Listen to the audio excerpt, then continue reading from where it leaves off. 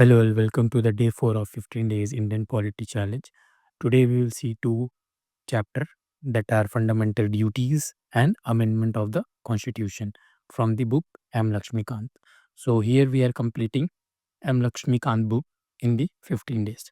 So today we will read the fundamental duties and then amendment of the constitution.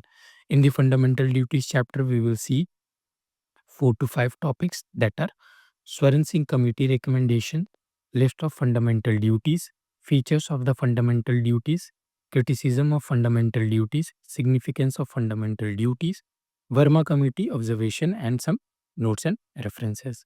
And in the second chapter, that is amendment of the constitution, in this chapter we will see three topics that are procedure for amendments, types of amendments, criticism of the amendment procedure, and notes and references. So let's move towards the first chapter, that is fundamental duties. So here we are. In the fundamental duties, we will see firstly the introduction, and then the topic is Swaran Singh Committee recommendation.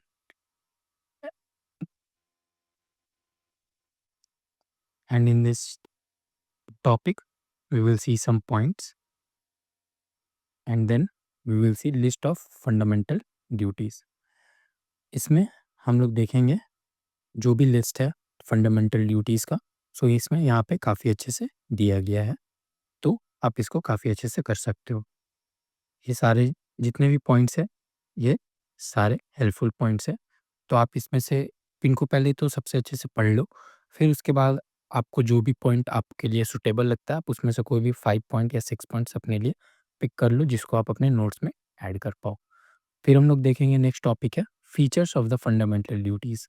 So obviously it's a important topic, तो आप इसका जो भी features है, I guess इसमें 8 to 9 features दिया हुआ है, तो आप सारे फीचर्स को पहले अच्छे से पढ़ लो और उसमें से अपने लिए कोई भी 5 या 6 फीचर्स, सो इसमें बस 4 ही फीचर्स दिए हुए हैं, तो उन 4 फीचर्स को आप अच्छे से देख लो।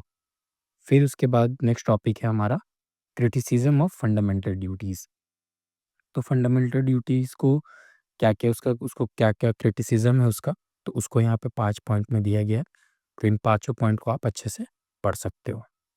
फिर इसके बाद हम लोग देखेंगे सिग्निफिकेंस ऑफ फंडामेंटल ड्यूटीज़, तो इसमें का क्या-क्या सिग्निफिकेंस है, तो ये हम लोग देखेंगे। इसके सारे पॉइंट्स को काफ़ी अच्छे से हम लोगों को कवर करना है।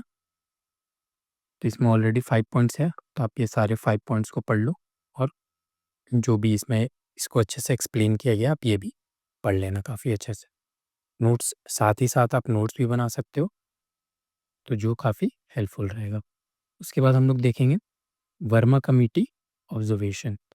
तो वर्मा कमिटी ऑब्जर्वेशन को हम लोग काफ़ी अच्छे से पढ़ेंगे, जिसमें हम लोग को 5 पॉइंट या 8 पॉइंट दिया गया हुआ है, तो आप इन सारे 8 पॉइंट को आप देख सकते हो काफ़ी अच्छे से। और उसके बाद most important notes and references. Notes and references जो है इसको हमेशा पढ़ना है, इसको इग्नोर नहीं करना है, क्योंकि इसमें काफ़ी सारे केसेस दिए रहते हैं जो काफ़ी हेल्पफुल होते हैं। सो यही था हमारा फंडामेंटल ड्यूटीज़ चैप्टर में, और उसके बाद हम लोग मूव करेंगे second chapter, that is amendment of the constitution.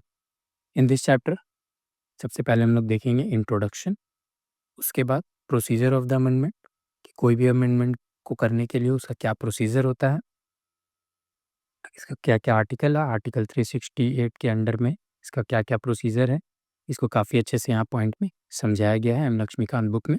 तो ये सारे पॉइंट्स को हम लोग को काफ़ी ध्यान से पढ़ना है, और साथ ही साथ इस बुक को पढ़ते समय हम लोग को अपने पास बेयर बेयर एक्ट रखना है साथ ही साथ, ओके? बेयर ऑफ कॉन्स्टिट्यूशन जिसको हम लोग बोलते हैं, वो भी हम लोग को साथ में रखना है और उसको एज़ अ रेफरेंस यूज़ करते रहना है। फिर उसके बाद टाइप्स ऑफ अमेंडमेंट्स, अभी तक कितने टाइप के अमेंडमेंट होते हैं, आप वो देख लोगे, तो यहाँ 3 टाइप्स ऑफ अमेंडमेंट लिखा हुआ है, ओके? तो ये सब जो पॉइंट हो जाता है, ये थोड़ा इम्पोर्टेंट हो जाता है। छोटा-सा पॉइंट है, बट काफ़ी इम्पोर्टेंट हो जाता है। ओके, तो नेक्स्ट टॉपिक जो है हम लोग का, यहाँ पे इसको काफ़ी अच्छे से लिखा हुआ है, bye simple majority of parliament, by special majority of parliament. तो ये इसको काफ़ी अच्छे से एक्सप्लेन किया गया है, तो आप इसको काफ़ी अच्छे से पढ़ सकते हो और ये सब का आप छोटा सा नोट्स बना सकते हो जो काफ़ी हेल्पफुल रहेगा। ओके, उसके बाद हम लोग देखेंगे criticism of the amendment procedure. Critics जो भी थे उसको, वो क्या-क्या क्रिटिसाइज़ किए थे, हम लोग यहाँ पे देखेंगे। तो यहाँ पॉइंट में इसको काफ़ी अच्छे से समझाया गया।